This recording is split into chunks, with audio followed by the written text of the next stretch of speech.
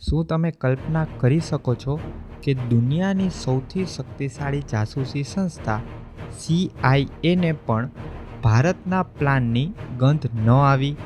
રાજસ્થાનના પોખરણમાં જ્યારે આખી દુનિયા શાંતિથી સૂતી હતી, ત્યારે ભારતના વૈજ્ઞાનિકોએ ઇતિહાસ રચી દીધો. નમસ્કાર મિત્રો, હું છું હાર્દિક. ન્યૂઝ કીડામાં તમારું સ્વાગત છે. આજે આપણે જાણીશું એ મિશન વિશે જેણે ભારતને રાતોરાત પરમાણુ સંપન્ન દેશ બનાવી દીધો.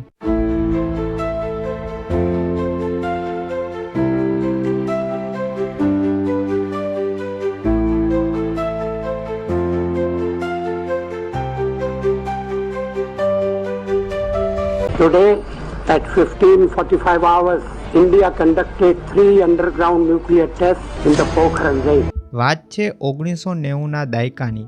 ભારત પર પાકિસ્તાન અને ચીનનો ખતરો સતત વધી રહ્યો હતો. ભારતની પરમાણુ યાત્રા તો વર્ષો પહેલાં શરૂ થઈ ગઈ હતી, જ્યારે ઇન્દિરા ગાંધીની સરકારે 18 મે 1974ના દિવસે ડૉક્ટર રાજા રામન્નાની આગેવાની હેઠળ રાજસ્થાનના પોખરણમાં ભારતે પહેલું પરીક્ષણ કર્યું હતું.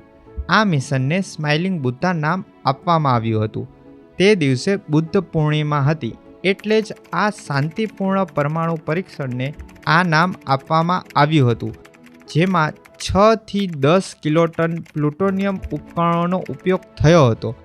આ વિશ્વનું પ્રથમ પુષ્ટિ થયેલ પરમાણુ પરીક્ષણ હતું, જે UN સુરક્ષા પરિષદના કાયમી સભ્યોની બહારનું હતું. પણ તે માત્ર એક શરૂઆત હતી.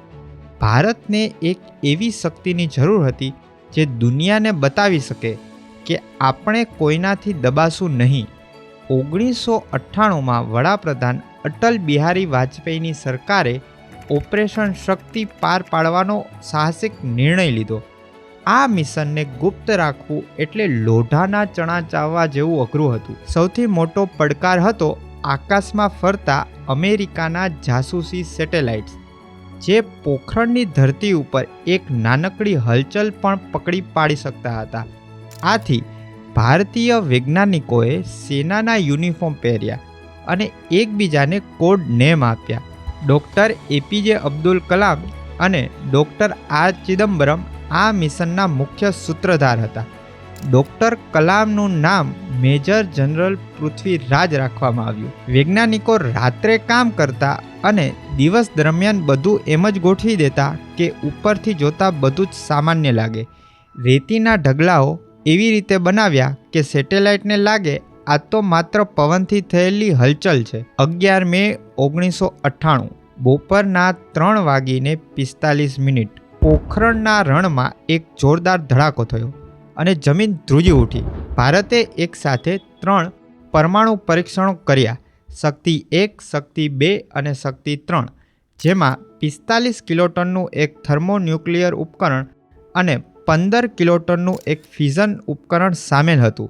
ત્યારબાદ 13 મેના રોજ વધુ 2 સબ કિલોટન પરીક્ષણ, એટલે કે જે બોમ્બની શક્તિ 1 કિલોટન કરતાં ઓછી હોય તેવા શક્તિ 4 અને શક્તિ 5 સાથે કુલ 5 બોમ્બનું સફળ પરીક્ષણ કરવામાં આવ્યું. રણમાં ધૂળના વાદળો આકાશમાં આંબી રહ્યા હતા. આ માત્ર એક ધડાકો ન હતો, પણ ભારતની આત્મનિર્ભરતાનો એક અવાજ હતો. વૈજ્ઞાનિકો એકબીજાને ભેટી પડ્યા અને આખું ભારત ગૌરવ અનુભવી રહ્યું હતું. CIA અને અમેરિકાના વ્હાઇટ હાઉસમાં સન્નાટો છવાઈ ગયો હતો. આ પરીક્ષણ પછી અમેરિકાએ ભારત પર આર્થિક પ્રતિબંધો લગાવ્યા, પણ અટલજી ડગ્યા નહીં.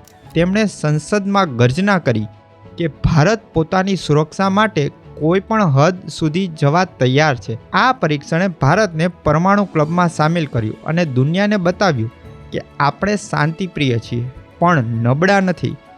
ઓપરેશન શક્તિએ ભારતની પરમાણુ ક્ષમતાઓને કાયમી રીતે મજબૂતી આપી. મિત્રો, પરમાણુ પરીક્ષણથી શરૂ થયેલી આ સફર આજે અગ્નિ અને બ્રહ્મોસ મિસાઇલ સુધી પહોંચી છે. ભારત પાસે એવી ટેકનોલોજી છે જે એક સાથે અનેક દુશ્મન ટાર્ગેટ્સ પર પરમાણુ હુમલો કરી શકે છે. ચીન હોય કે પાકિસ્તાન, ભારતની આ મિસાઇલ રેન્જથી કોઈ બચી શકે તેમ નથી. આત્મનિર્ભર ભારત હવે દુનિયાને આંખ બતાવી રહ્યું છે. જો તમને આ માહિતી ગમી હોય તો વિડીયોને લાઇક કરજો અને ન્યૂઝ કીડાને સોશિયલ મીડિયા પ્લેટફોર્મ ઉપર ફોલો કરજો. ફરી મળીશું એક નવા વિડીયો સાથે. જય ગરવી ગુજરાત, જય હિન્દ.